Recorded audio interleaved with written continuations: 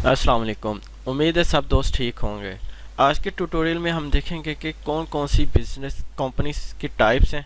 ठीक है, हम अपने बिज़नेस को जब रजिस्ट्रेशन करते हैं उसको ऐसे कंपनी डिक्लेयर करते हैं कि तो किस किस टाइप की कंपनीज होती हैं। ठीक है, और हम उनका क्या क्या उसमें पॉइंट्स होते हैं जो उनकी किस तरह वो वर्क कर रही होती हैं। ठीक है, तो आज हम वीडियो शुरू करते हैं।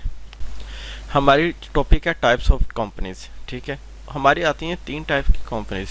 ठीक है, एक होती है सोल प्रोप्राइटरशिप, फिर सेकंड आ जाती है पार्टनरशिप, थर्ड आ जाती है लिमिटेड कंपनी।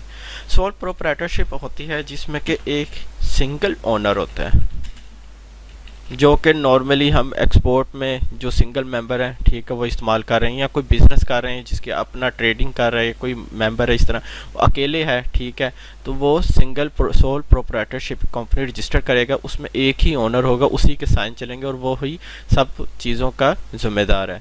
ठीक है, कंपनी के जितने लेन देन है और कंपनी का नाम, रजिस्ट्रेशन, उसके बाद जो बैंक डिटेल, उसके लिए चीज़ें रिक्वायर्ड होती है। जब आप अपना बैंक बिजनेस नेम के ऊपर बैंक अकाउंट ओपन करते हैं या कहीं चैम्बर में जाते हैं तो वो स्पेशल पूछते हैं आपकी कौन सी कंपनी की टाइप है, तो आपने लिखना होता है कि सोल प्रोप्राइटरशिप है, जिसमें कि मैं अकेला मेंबर हूँ, और अपना नाम और अपना आईडी कार्ड नंबर लिखना होता है। ठीक है, जो कि लीगल वेज हैं। तो उसके बाद आ जाती है सेकंड, हमारा आ जाता है पार्टनरशिप। पार्टनरशिप वो कंपनी होती है जिसमें कि मिनिमम मिनिमम दो, ठीक है, और मैक्सिमम अनलिमिटेड। अगर मैं इसको ऐसे कर लूँ, मैक्सिमम अनलिमिटेड पार्टनर्स होते हैं। ठीक है, जिसमें कि हम कम से कम दो होने चाहिए। ठीक है, और मैक्सिमम अनलिमिटेड। ठीक है, जहाँ पे भी अगर जितने आप कोई कार्रवाई कर रहे हैं बिजनेस का, कोई सिग्नेचर चाहिए तो आपके फिर जितने मेंबर्स हैं उसके पार्टनर्स हैं वो उतने ही आपको साइन करवाने होते हैं। ठीक है, उसके जहाँ अगर आप कोई भी अपना बैंक या कोई अपना चैम्बर या कहीं भी रजिस्ट्रेशन फर देंगे, कुछ भी कर रहे हैं, ठीक है, कोई स्टेप ले रहे हैं अपने बिजनेस का, तो आपको जितने पार्टनर्स हैं उनके साइन चाहिए और फिर फर्दर प्रोसीड किया जाता है। तो नॉर्मली ये जो पार्टनरशिप है इसको लोग बहुत कम होते हैं जो कि इसको यूज़ करते हैं। ज़्यादा या तो अकेले हों तो सोल प्रोप्राइटरशिप में चले जाते हैं, या थर्ड पे आ जाता है आपका, अगर मैं इसको हाईलाइट कर लूँ जो जो पॉइंट होते जा रहे हैं इसको पार्टनरशिप का भी। ठीक है, अगला पॉइंट आ जाता है लिमिटेड कंपनीज। लिमिटेड कंपनीज के आगे फर्दर दो चीज़ें आ जाती हैं। एक आ जाते हैं प्राइवेट लिमिटेड, और सेकंड आ जाता है पब्लिक लिमिटेड। ठीक हो गया, प्राइवेट लिमिटेड और पब्लिक लिमिटेड अक्सर हम देखते हैं जो कंपनीज रजिस्टर्ड हुई होती हैं। ठीक है, और चले मैं आके इसको मज़ीद प्राइवेट लिमिटेड के अंदर दो फर्दर आ जाते हैं SMC, जिसको हम कहते हैं सिंगल मेंबर कंपनी।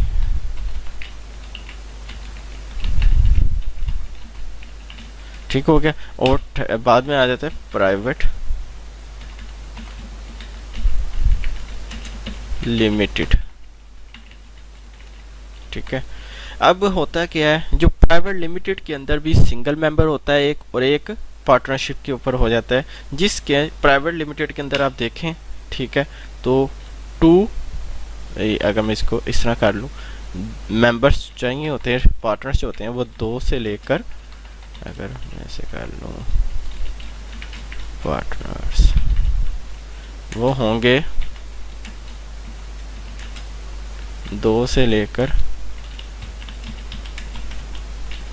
50। ठीक है, वो पार्टनर्स होंगे, आप पार्टनर्स का नाम दे सकते हैं, आप शेयर होल्डर कह सकते हैं।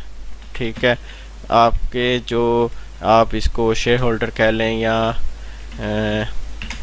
डायरेक्टर्स कह लें। ठीक है, ये चीज़ आ जाती है। अब आपको बताता हूँ जो प्राइवेट लिमिटेड है। ठीक है, ज़्यादातर लोग प्राइवेट लिमिटेड रजिस्टर करते हैं, जिसमें कि आपका सिंगल में, अगर तो वो अकेला मेंबर है तो वो सिंगल मेंबर करेगा, अगर वो प्राइवेट पार्टनर के ऊपर है तो वो पार्टनरशिप के ऊपर चले जाएगा इसको। ठीक है, ऐसे कर लेते हैं। ठीक है, तो ये चीज़ है। और अगर प्राइवेट लिमिटेड है तो कम से कम दो और मैक्सिमम 5 पार्टनर्स चाहिए, या शेयर होल्डर या डायरेक्टर्स आ जाते हैं उस कंपनी के। ठीक है, और अब प्राइवेट लिमिटेड इसकी जो, या फॉर एग्जांपल एसएमसी, ठीक है, इसमें और सिंगल ऑर्डर में क्या फ़र्क है, या ये जो पार्टनरशिप वाला था उसमें और ये प्राइवेट लिमिटेड में क्या फ़र्क है। ये सोल प्रोप्राइटरशिप में होता है कि अगर आपका कोई ऑनर है, कोई लेन देन कर रहा है, मामला कर रहा है, वो खुद मेंबर जो है, खुद जो ऑनर है, वो हर चीज़ का ज़िम्मेदार है। अगर वो पैसे उसने किसी के देने हैं तो उसने खुद देने हैं, अगर कोई कमी पेशी होती है तो उसका बैंक अकाउंट या कोई प्रॉपर्टी वो कब्ज़ ये ली जा सकती है, उसके कब्ज़ा हो सकता है, ठीक है।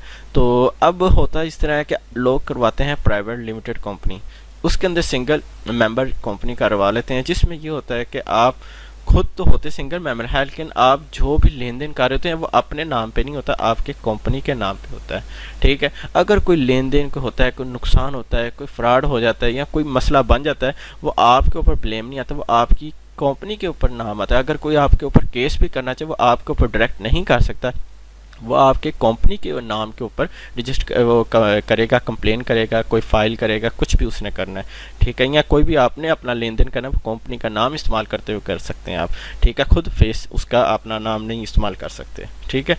और इसी तरह प्राइवेट लिमिटेड में भी आ जाता है कि आपके कम से कम 2 या मैक्सिमम 50 पार्टनर्स, शेयर होल्डर या डायरेक्टर्स आने चाहिए, ठीक है।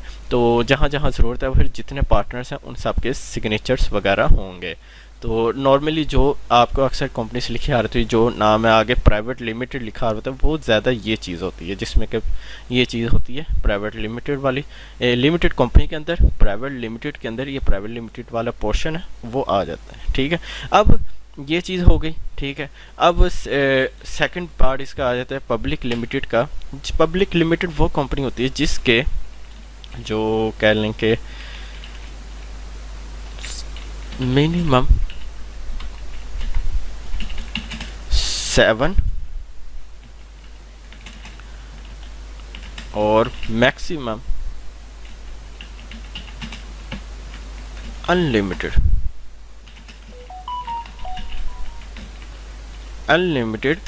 पार्टनर्स हों, ठीक है। आप उसका नाम दे लें, पार्टनर्स का कह लें, ठीक है।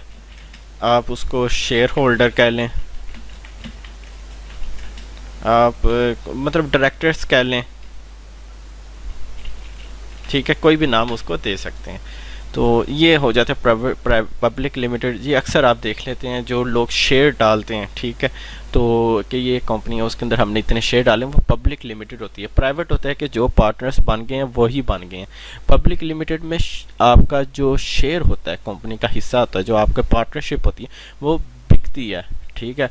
आपने इतने परसेंट खरीद लिया, कोई कहता है ना इतना मैंने शेयर डाल दिया इस कंपनी के अंदर, अगर वो कंपनी डूबती है तो उस बंदे का भी नुकसान होता है। वो ये पब्लिक लिमिटेड कंपनीज होती हैं जिसके के अनलिमिटेड आपके पार्टनर्स आ जाते हैं, कोई भी पब्लिकली आ जाता है उसको इसके अंदर रजिस्टर कर सकता है, अपनी इन्वेस्टमेंट कर सकता है, और जो फिर उसके जो क्राइटेरिया है बिजनेस का, ठीक है, पब्लिक लिमिटेड का, उसको हिसाब से अगर प्रॉफिट होता है या लॉस होता है वो चीज़ें उसने फेस करनी होती हैं। तो ये शेयर होल्डर्स हो जाती हैं, ठीक है, पब्लिक लिमिटेड में। ये वो आ जाती हैं जिसके अंदर आपके एम्प्लॉयज़ भी ज़्यादा हैं, डायरेक्टर्स भी ज़्यादा हैं, और आप अपना जो है निज़ाम उसको पब्लिक किया हुआ है, कोई भी इन्वेस्ट कर सकता है, ठीक है, पार्टनर्स हो सकता है। तो है ये बड़े लेवल पे आ जाता है। नॉर्मली प्राइवेट लिमिटेड चलता है, अगर आप अकेले हैं तो सोल प्रोप्राइटरशिप चले जाते हैं, ठीक है। ये थी टाइप्स ऑफ कंपनीज।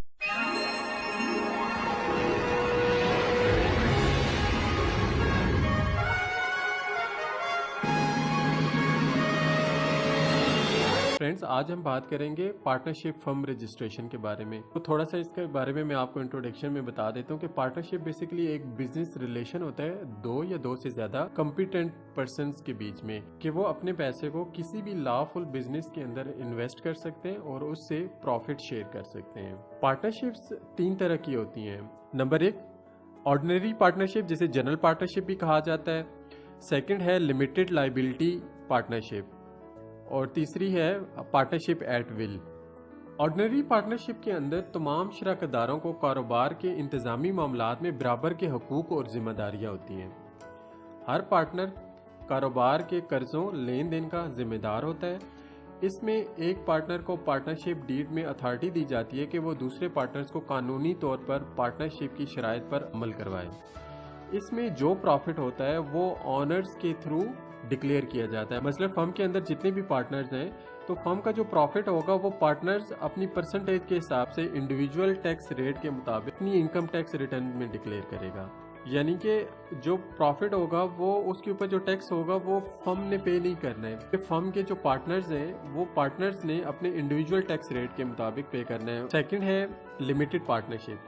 इसमें कम से कम एक पार्टनर की जो लाइबिलिटीज होती हैं वो अनलिमिटेड होती हैं और जो दूसरे पार्टनर्स अदर पार्टनर्स होते हैं उनकी लाइबिलिटीज लिमिटेड हो सकती हैं। लिमिटेड लाइबिलिटीज का मतलब ये है कि एक पार्टनर फर्म में लेन देन का कानूनी तौर पर सिर्फ उतना ही जिम्मेदार होता है जितने उसके शेयर्स होते हैं। फॉर एग्जांपल एक पर्सन है किसी भी फर्म के अंदर 10% का पार्टनर है, तो उस फर्म को अगर प्रॉफिट होता है या लॉस होता है फर्म का तो वो 10% का लेन देन का जिम्मेदार है। अगर फर्म फॉर एग्जांपल एक फर्म है वो लोन लेती है किसी भी बैंक से और 1 लाख रुपए का वो लोन है और जो उस पर्सन के ऊपर लाइबिलिटी आती है वो क्योंकि 10% का शेयर होल्डर है तो 10,000 रुपये आती है। अगर फर्म किसी वजह से वो लोन रिटर्न नहीं कर सकती तो 10% की जो लाइबिलिटी है वो पेएबल है उस पर्सन के ऊपर जो कि 10% का पार्टनर है। और इसके अंदर फिर एक अनलिमिटेड लाइबिलिटी का पार्टनर होता है कि जो अदर जो लेन देन होता है उसका जिम्मेदार वो एक पर्सन लाजमी होता है। तो पार्टनरशिप के अंदर ये होता है। जबकि जो प्राइवेट लिमिटेड कंपनीज होती हैं उसमें आपके जितने भी शेयर्स होते हैं, तमाम जो इन्वेस्टर्स होते हैं, जो शेयर होल्डर्स होते हैं, पार्टनर्स होते हैं, वो एज ए डायरेक्टर फर्म के अंदर काम करते हैं, एक्ट करते हैं। तो उनके जो शेयर्स होते हैं उनकी लाइबिलिटीज वहां तक लिमिटेड होती हैं। तीसरे नंबर पर है पार्टनरशिप एट विल। इसमें पार्टनरशिप की कोई टाइम लिमिट नहीं होती है कि ये कितने अरसे के लिए बनाई जा रही है और इसमें कोई भी पार्टनर किसी भी वक्त रिजाइन कर सकता है। तमाम पार्टनर्स म्यूचुअली अगर एग्रीड हैं तो इस फॉर्म को किसी भी वक्त डिसॉल्व किया जा सकता है। जबकि जनरल पार्टनरशिप जो ऑर्डिनरी पार्टनरशिप होती है उसमें एक टाइम पीरियड होता है कि ये फर्म ये इस प्रोजेक्ट के लिए बनाई जा रही है या ये 3 महीने के लिए, 1 ईयर के लिए, 2 ईयर्स के लिए बनाई जा रही है और उस वक्त उसका जब पीरियड खत्म होता है तो वो फर्म डिसॉल्व हो जाती है। जबकि एट विल के अंदर कोई टाइम लिमिट नहीं होती। यहाँ पर मैं एक बात आपको क्लियर करता चलूँ कि अगर आप ऑर्डिनरी पार्टनरशिप बना रहे हैं तो आप देखते हैं कि हम इसको और ज़्यादा कंटिन्यू करना चाहते हैं आगे, तो आप उसको जब डिसॉल्व करने से पहले उसको आप पार्टनरशिप एट विल में कन्वर्ट भी कर सकते हैं। लिमिटेड लाइबिलिटी पार्टनरशिप पहले तो पाकिस्तान में रजिस्टर्ड नहीं हो रही थी। रिसेंटली एससीसीपी ने पार्टनरशिप एक्ट 2017 इंट्रोड्यूस करवाया है। अब लिमिटेड लाइबिलिटी पार्टनरशिप पाकिस्तान में रजिस्टर की जा सकती है। और ordinary and partnership at will जो है वो under the partnership act 1932 section 58I में रेलेवेंट फर्म रजिस्ट्रार के पास रजिस्टर की जा सकती है। Now let's see what's the registration procedure. Friends, सबसे पहले एक पार्टनरशिप डीड बनाई जाती है जिसमें फर्म के ऑब्जेक्टिव्स और टर्म्स एंड कंडीशन लिखी जाती हैं। Number 2, copy of CNIC all partners. Number 3, copy of CNIC of 2 witnesses as per partnership deed. जो भी विटनेस आपने पार्टनरशिप डीड बनाते वक्त ऐड किए होंगे उनके आईडी कार्ड की कॉपीज आपने अपनी फाइल में अटैच करनी है। Number 4, paid utility bill of business premises. जो भी आपका ऑफिस होगा वहाँ पे जो भी इलेक्ट्रिसिटी या यूटिलिटी बिल कोई आता है वहाँ पे आपने वो बिल की कॉपी साथ अटैच करनी है और वो 3 महीने से ज़्यादा पुरानी नहीं होनी चाहिए। लीज एग्रीमेंट, ये जो तमाम डॉक्यूमेंट्स होते हैं इसकी आपने 2 सेट कॉपी करवानी है और तमाम जो डॉक्यूमेंट्स हैं उनको आपने नोटरी पब्लिक से अटेस्ट करवाना है। आफ्टर दैट आपने बैंक में फ़ीस जमा करवानी होती है। वो डिफरेंट प्रोविंस में डिफरेंट होती है, वो फर्म रजिस्ट्रार ऑफिस से चेक किया जा सकता है। फ्रेंड्स, जब ये तमाम डॉक्यूमेंट्स आप फर्म रजिस्ट्रार के पास जमा करवाते हैं तो नेक्स्ट 8 to 10 वर्किंग डेज में नॉर्मली आपको फर्म रजिस्ट्रेशन सर्टिफिकेट इशू हो जाता है। इसके बाद आपने फर्म का बैंक अकाउंट ओपन करना होता है, पार्टनर्स के पर्सनल एंटियंस बनाने होते हैं, फर्म का एंटियन बनाना होता है। अगर जो बिजनेस आप करने जा रहे हैं सेल्स टैक्स एप्लीकेबल है तो सेल्स टैक्स में अपनी रजिस्ट्रेशन करवानी होती है। और अगर आप इंपोर्ट एक्सपोर्ट का बिजनेस कर रहे हैं तो डेफिनेटली आपको VBOC के अंदर रजिस्ट्रेशन करवानी होती है। इन तमाम टॉपिक्स के ऊपर ऑलरेडी हम वीडियोस बना चुके हैं, आप हमारे YouTube चैनल में देख सकते हैं।